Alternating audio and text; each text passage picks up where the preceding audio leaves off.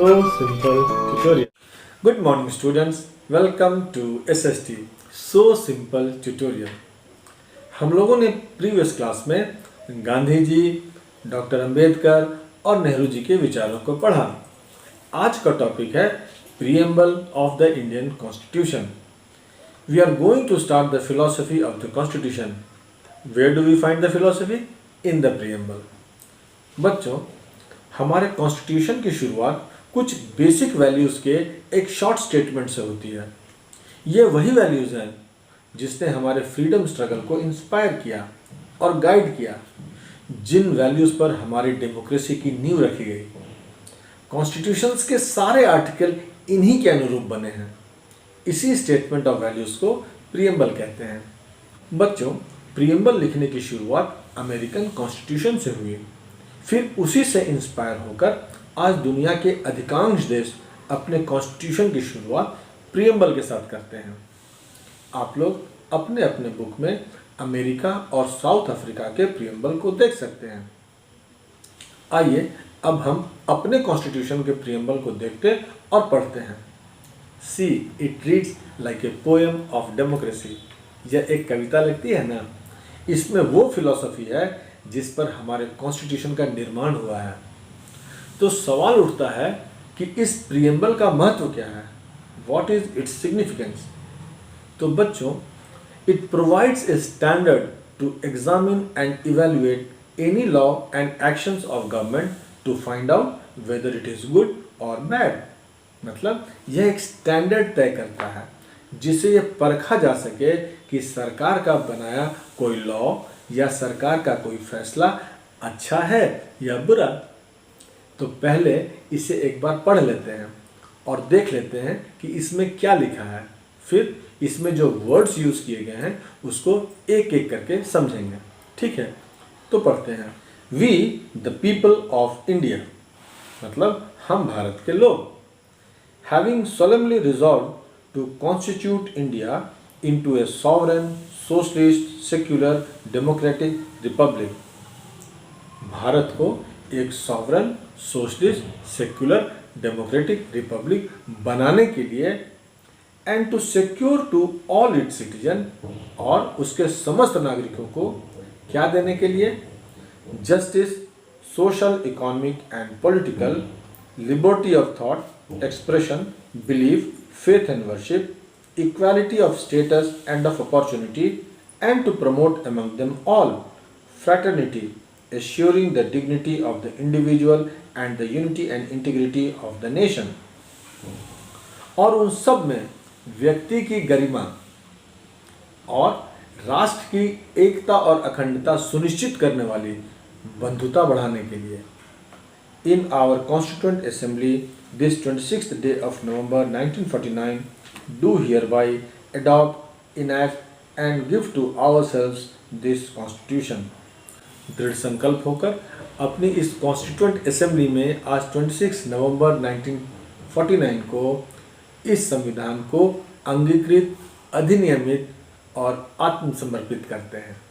तो ये था प्रीएम्बल। आइए इसमें अब जो वर्ड्स यूज हुए हैं उनके मीनिंग को एक एक करके समझते हैं। सबसे पहले, we the people of India. The constitution has been drawn up and enacted by the people through their representatives and not handed down to them by a king और आउटसाइड पावर्स। इसका मीनिंग क्या हुआ? ये बता रहा है कि इसे लिखा किसने है। इसका मीनिंग यह हुआ कि इसको भारत के लोगों ने लिखा है, अपने रिप्रेजेंटेटिव्स के माध्यम से लिखा है। यह किसी राजा या बाहरी आदमी का दिया हुआ नहीं है। Sovereign, people have supreme right to make decisions on internal as well as external matters.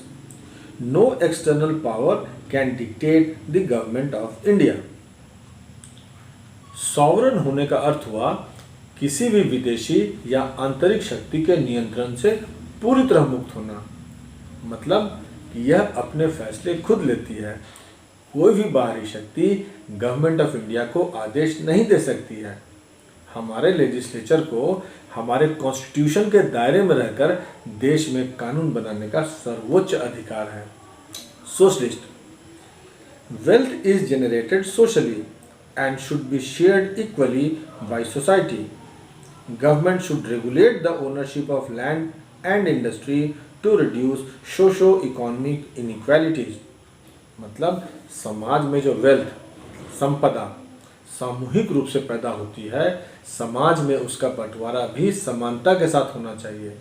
यह कुछ लोगों की मुट्ठी में कॉन्सेंट्रेटेड नहीं होना चाहिए। सरकार लैंड और इंडस्ट्री के ओनरशिप से जुड़े कायदे कानून इस तरह बनाए जिससे सोशो इकोनॉमिक इनइक्वालिटीज कम हो। Secular, citizens have complete freedom to follow any religion, but there is no official religion. Government treats all religious beliefs and practices with equal respect. मतलब क्या हुआ? मतलब नागरिकों को किसी भी धर्म को मानने की पूरी स्वतंत्रता है, लेकिन कोई रिलीजन ऑफिशियली स्टेट रिलीजन नहीं है। सरकार सभी रिलीजियस बिलीफ्स और प्रैक्टिसेस को एक समान रेस्पेक्ट करती है। Democratic, a form of government where people enjoy equal political rights, elect their rulers and hold them accountable. The government is run according to some basic rules. इस पर lesson 1 में बहुत डिस्कशन हम लोग कर चुके हैं। डेमोक्रेटिक गवर्नमेंट यह एक ऐसे फॉर्म ऑफ गवर्नमेंट के होने की बात कर रहा है जिसमें लोगों को इक्वल पॉलिटिकल राइट्स मिलते हों। इसमें लोग अपने रूलर्स को खुद चुनते हैं और उसे अकाउंटेबल बनाते हैं। यह सरकार कुछ बेसिक रूल्स के बेस पर चलती है। Republic, the head of the state is an elected person and not a hereditary position. इसमें हेड ऑफ स्टेट लोगों द्वारा चुना हुआ व्यक्ति होता है, न कि किसी राजवंश का या किसी राजा के खानदान का। इसीलिए आपने देखा होगा कि हमारे प्रेसिडेंट, जो कि हमारे हेड ऑफ स्टेट हैं, वे लोगों द्वारा इनडायरेक्टली इलेक्टेड होते हैं। Justice, citizens cannot be discriminated on the grounds of caste, religion and gender. Social inequalities have to be reduced. Government should work for the welfare of all, especially of the disadvantaged groups. Citizens के साथ उनकी जाति, धर्म और लिंग के आधार पर भेदभाव नहीं किया जा सकता है। सोशल इनइक्वालिटीज को खत्म करना है। गवर्नमेंट भी सभी लोगों के वेलफेयर के लिए, खासकर जो डिसएडवांटेज्ड हैं, उनके लिए काम करना है। Liberty, there are no unreasonable restrictions on the citizens in the way they think, how they wish to express their thoughts and the way they wish to follow up their thoughts in action.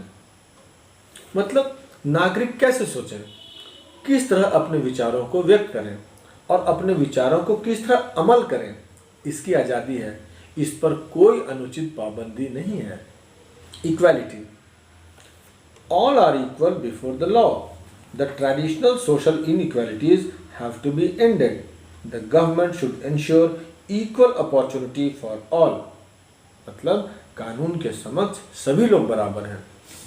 पहले से चली आ रही जो social inequalities है, उनको समाप्त करना है। समाज के किसी भी वर्ग के खिलाफ भेदभाव को समाप्त करना है। साथ ही सरकार हर नागरिक को इक्वालिटी ऑफ अपॉर्चुनिटी, मतलब समान अवसर उपलब्ध कराने की भी व्यवस्था करे। Fraternity, all of us should behave as if we are members of the same family. No one should treat a fellow citizen as inferior. हम लोग स्कूल में प्लेज लेते हैं ना, India is my country, all Indians are my brothers and sisters, वही बात है। इसका मतलब भाईचारे की भावना से है। हम सभी ऐसा आचरण करें जैसे कि हम एक परिवार के सदस्य हों। कोई भी नागरिक किसी दूसरे नागरिक को अपने से कम या छोटा न समझे। तो बच्चों, ये थे प्रीएम्बल में यूज्ड इम्पॉर्टेंट वर्ड्स और उनके मीनिंग। तो शुरू के 5 words sovereign, socialist, secular, democratic, Republic, ये कॉन्स्टिट्यूशन के स्वरूप को बताते हैं। वहीं अंतिम 4 वर्ड्स इसके उद्देश्य को बताते हैं। यहाँ एक बात बताता चलूँ, खासकर जो कंपटीशन की तैयारी कर रहे हैं, सोशलिस्ट और सेक्युलर वर्ड ओरिजिनल कॉन्स्टिट्यूशन के प्रीएम्बल में नहीं थे। इन्हें 1976 में कॉन्स्टिट्यूशन के 42nd अमेंडमेंट के तहत जोड़ा गया है। ये बस जानकारी के लिए है। तो इसके साथ आज का टॉपिक यहीं समाप्त करते हैं। आशा करता हूँ कि आप इसे समझ गए होंगे। Time for probable questions now. 1. What is preamble? 2. Explain any 5 major ideals enshrined in the preamble to the Indian Constitution. अब आप लोग एक बार अपने टेक्स्ट बुक को पढ़ें और प्रोबेबल क्वेश्चंस को लिखकर तैयार कर लें। अब हम अगले क्लास में मिलेंगे नेक्स्ट टॉपिक के साथ। Till then keep reading and have a nice day ahead. Thank you.